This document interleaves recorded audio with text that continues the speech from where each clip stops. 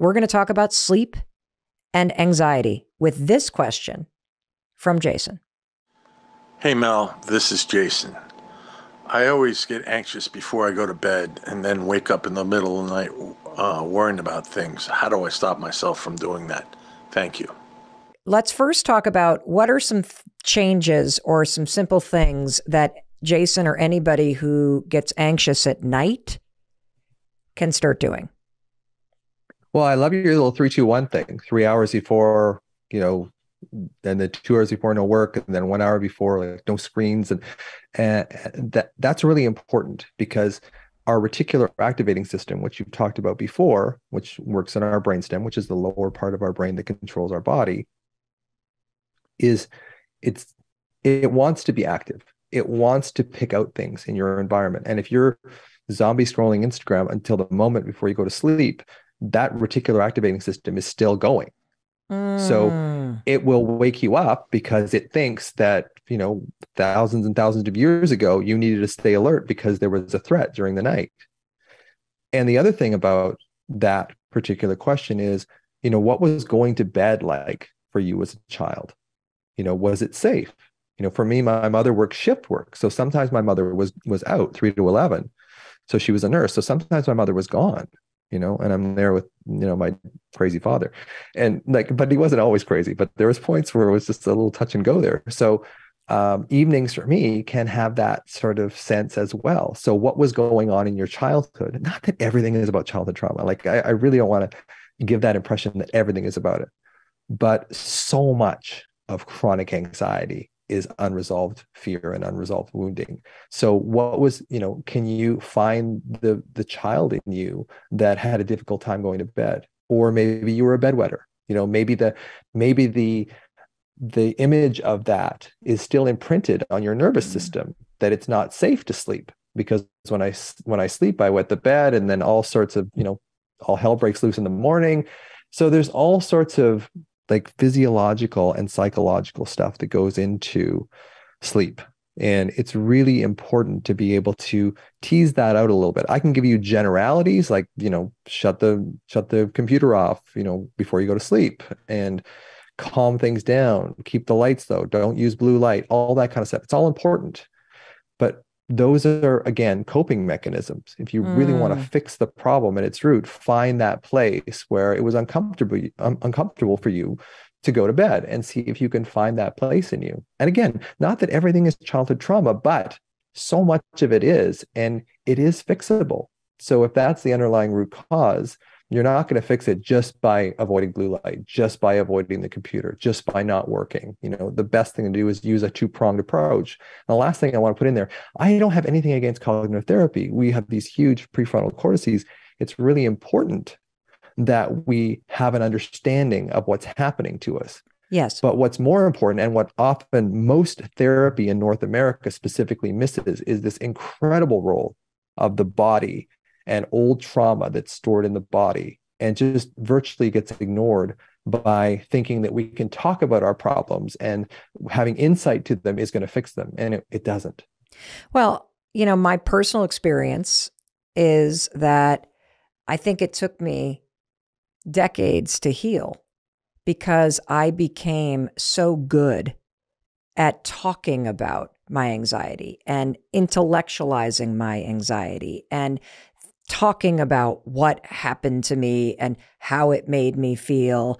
And all of that was helpful so that I was aware of what happened. I was aware of what I was feeling. And I also, from that level, was able to come up with ways to cope, whether that was yoga or taking anxiety medication, or it was getting into therapy.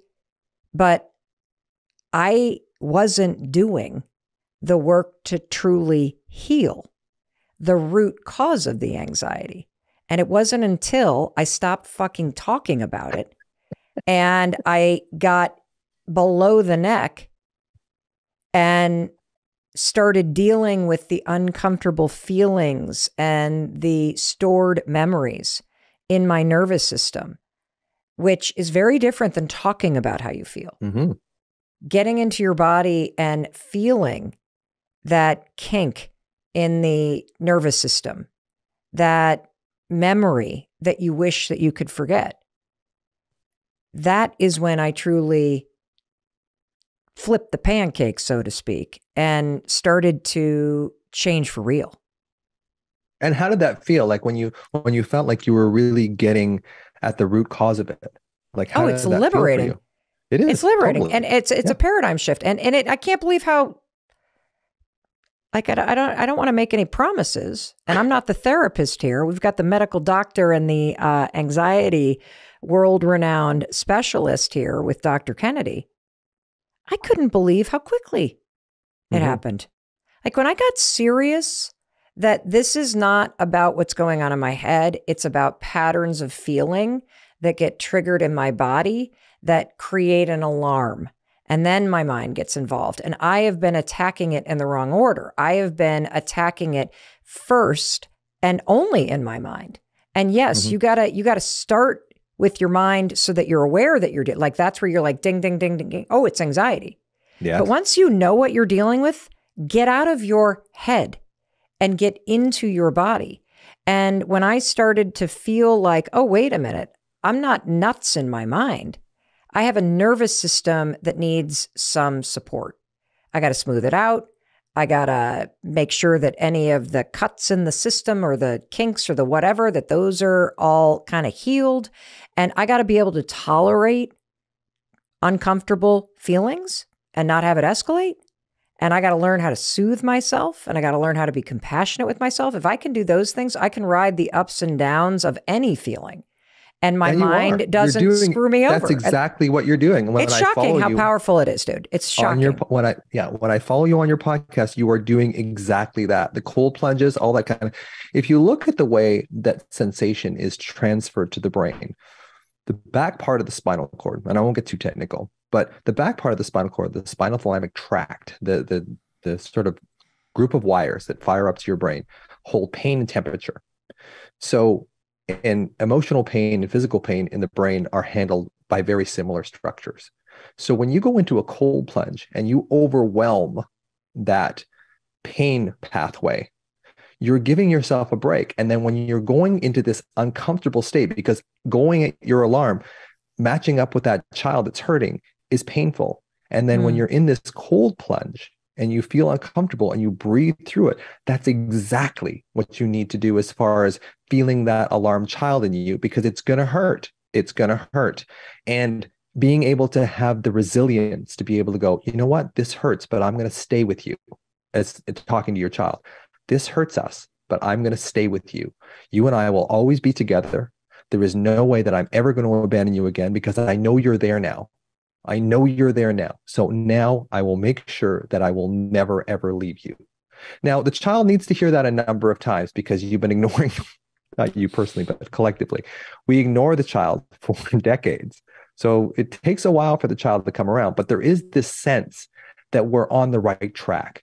And for the first time for me, when I started, healing somatically and doing therapies like IFS and that kind of thing. And I think I'll always be in therapy because I love it so much, just understanding how it works for me so I can help other people understand how it works for them. But really being able to tolerate that pain, because Bessel van der Kolk talks about that in The Body Keeps the Score. He says, we're not teaching people how to get rid of their anxiety. I call it alarm. We're not teaching how to get rid of the alarm. What we're doing is we're teaching you how to acclimatize to it, so that when you feel that discomfort, you don't compulsively and relentlessly go into your head for a solution that you'll never find there. Right. You need to go into your body. Stay there. Where the even if it hurts. Alarm is, and you suggest putting your hand there and just breathe through it. Just soothe yourself through that moment. I want to address one more thing in Jason's question. When you wake up in the middle of the night and your thoughts are spinning and you're having trouble going back to sleep, what do you suggest somebody does? Am I safe in this moment? So we talked about this the last time you and I talked. So this is something that I've used for many, many years. So wake up. Talk to Jason. So just like, I want you to pretend Jason's here. Okay. And let's coach Jason. So Jason, tonight, when you wake up in the middle of the night, if you do, these are the specific things I want you to do. Yeah. I want you to connect with that feeling in your body. Put your hand over it, breathe into it. And then ask yourself, am I safe in this moment? I know I'm freaked out. I know that there's something happening in a week or 2 weeks. So I got to go to the dentist, or I got to do this, or I got to do that. But in this moment right now where I'm lying in my bed, am I safe? And you go, yeah, I'm safe. And then feel it. Like you have to associate. This is what I was saying before, is like you have to connect the feeling with the thinking. That's how we heal. That's how we create new neural pathways, is we create the feeling, and the feeling will sear in the thinking. So when you say, am I safe in this moment? And you go, I am safe. Some people will say, I am safe in this moment, rather than making it a question. But my daughter, Leandra, said that that's the single biggest tip that Dr. Dad has ever given her with regard to her anxiety. Because when she was 21, she still has it a little bit, but when she was 21, she went through a really difficult time. But she said, the most important thing that you've ever told me is, am I safe in this moment? And in the middle of the day, in the middle of the night, when your mind is going nuts, you can just say, I know, because anxiety is always about the future. It's always about the future. So if you bring yourself into the present moment, and one of the ways of doing that is with sensation, with sensation, when you touch your own chest, when you take a deep breath, when you smell an essential oil, when you hum, when you sing, you're bringing yourself into the sensation of the present moment, and you're removing that focus on the future or the past or the pain of the past. When you bring yourself into the present moment, that's the fertile ground of healing, is the present moment.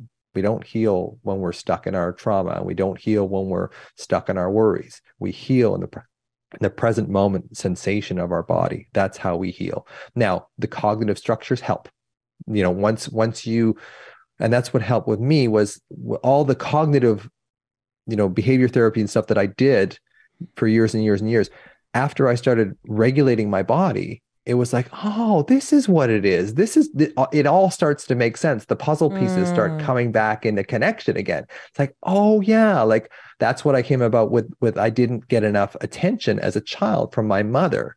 So because my brother was sick with club feet, or my dad was crazy, so I made myself small. So now it's like, I've got to be seen. But again, there's part of me that hates being seen.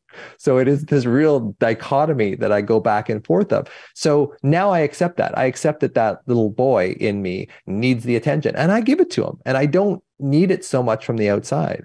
And I think that's when you're starting to heal. Is like, you don't need so much attention from the outside, and you are more connected in your relationships to other people. Because when you're in this dissociated alarm state, you're in survival mode. And in survival mode, the social engagement system that all humans have is shut off. Eye contact, facial expression, tone of voice, body language.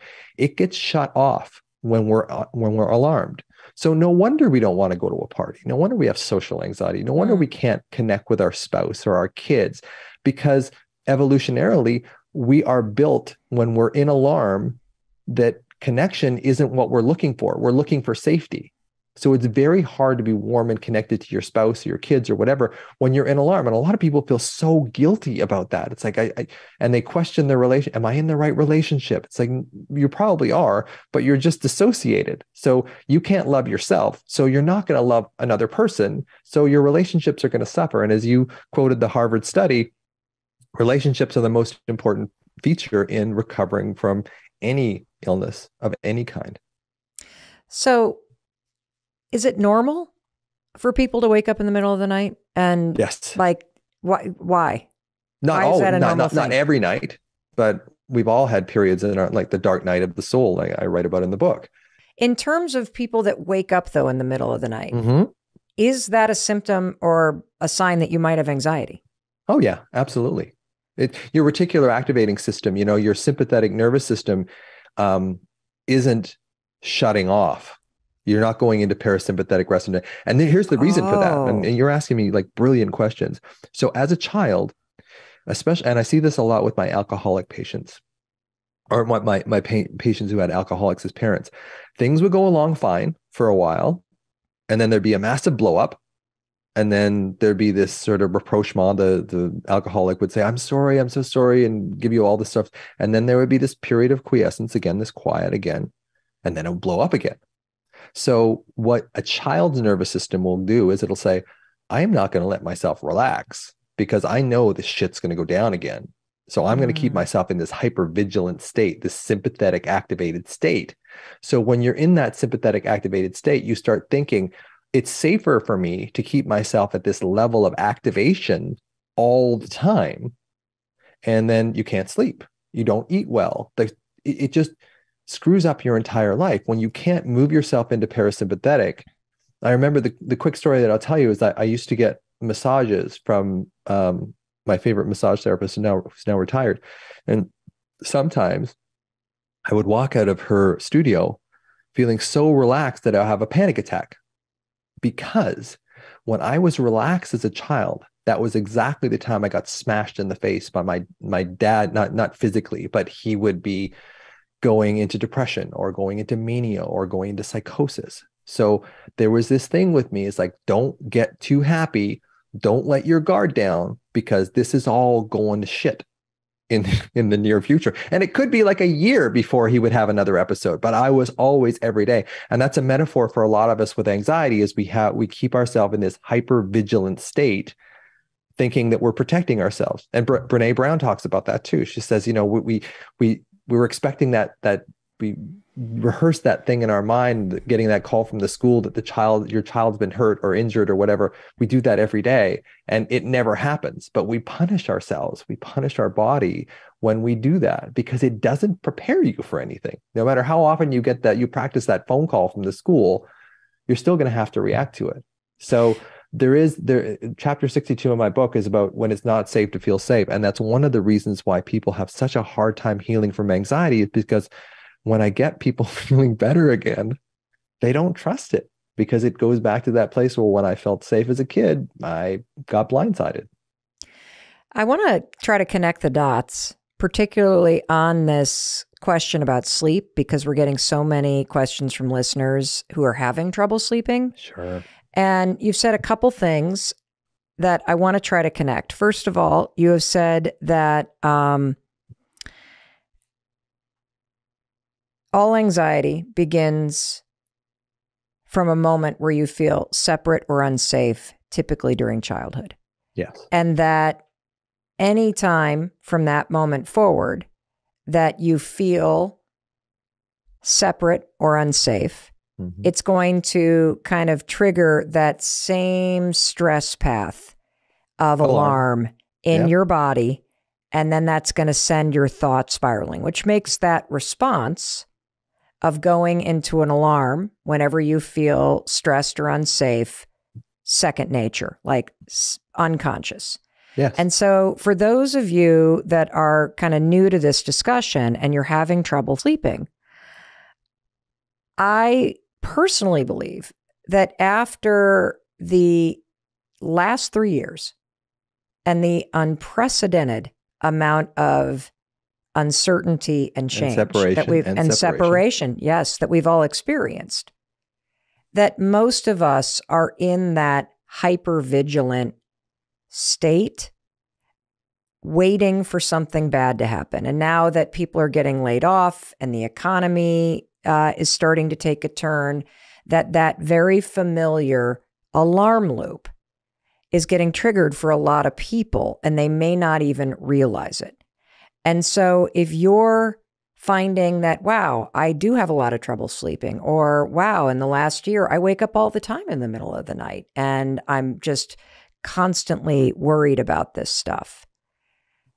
What Dr. Kennedy has explained to you is that it goes back to this original alarm of feeling unsafe. And that's why in the middle of the night, lying there thinking about your bills or whether or not the next round of layoffs are coming or how your kid is doing because they're not doing well, putting your hand wherever the tension is and saying, I am safe, or asking, am I safe in this moment? That's the first step, because what you're teaching us, Dr. Kennedy, is you're teaching us how to start to repair the root cause of it, right? Yeah. Am I getting this right? Yes, absolutely. Is there anything else you would recommend? Because we get a lot of questions technically about sleep. Do I get out of bed? Do I lay in bed? How do I go back to sleep? And since it is absolutely tied to this alarm and the way that it makes the mind spin, And the inability for so many of us to allow ourselves to feel good, to allow ourselves to slow down, to trust that it's going to be okay. Is there anything else that you would recommend that we do in that moment? Well, breath, physiological sigh will help. So 2 sniffs in and a long, slow exhale. So did you get that, everybody? It's 2 sniffs in. And then a long, slow exhale. What does that do? Well, it starts to move you into parasympathetic very quickly. So it blocks that sort of sympathetic chain, that chain reaction of feeling, thought, feeling, thought, feeling, thought. As soon as you start moving your body into a parasympathetic state, your state will determine how you think. So the state of your body determines how your mind thinks. That's so true. Well, we've all had that experience of being stressed before going for a walk or exercising. And after you're done exercising or going for a walk outside, you're like, I feel so much better. Well, yeah, after Warren's death there, when Chris took you out to paddleball, last thing you wanted to do, right, was move, because there's tremendous inertia to anxiety, alarm. There is this freeze state that we go into. We don't want to do that. But when you force yourself to get into a different, and that's exactly what happened, you got into a different state in your body. And as that state changed, your thoughts changed. So we worship the mind in this society, thinking the mind can fix everything. But it's more related to how your body feels. You will think exactly the way your body feels. And it's very difficult. It's like pushing a rock up a hill when you're feeling anxious or depressed to go, I'm happy, I'm happy, I'm happy, I'm happy, because you don't feel happy. And you can change it. Like gratitude is one of those things that actually does start neurochemically changing the chemicals in your brain that allow you to start flipping the switch over to the other side. But you have to use that almost like 5, 4, 3, 2, 1, like start gratitude first, and then 5, 4, 3, 2, 1, go to paddleboard or go to the beach or go somewhere. Because as you point out, the more we stay frozen, the more the brain thinks there's something dangerous, and we start secreting cortisol, we start secreting adrenaline, and it supports whatever we think. So if we think we're afraid, your brain will support you. It'll say, yes, you're afraid. If you think, you lean into the balls of your feet and you go, I'm going to go and ask that person to coffee or whatever, when you lean in there and you go at what scares you, your brain starts creating your own sort of endogenous, your own brain's natural morphine. It starts creating dopamine, and it tells you you're on the right track. You're on the right track. And that changes your physiology. So it's really this balance between physiology and psychology. But our physiology is so deep.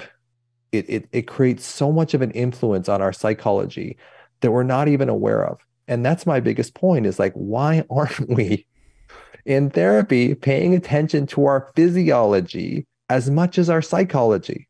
Because if you just think about it, as you say, because if you look at it from a neuroscience point of view, there's the part, and I won't get too technical, but there's the neocortex, the new brain that all humans have. That's basically the fantastic thinking, memory, all this kind of stuff. And then there's the deeper structures in our brain, the amygdala, the brain stem, that have no concept of words. Your body has no concept of words. Its language is feeling.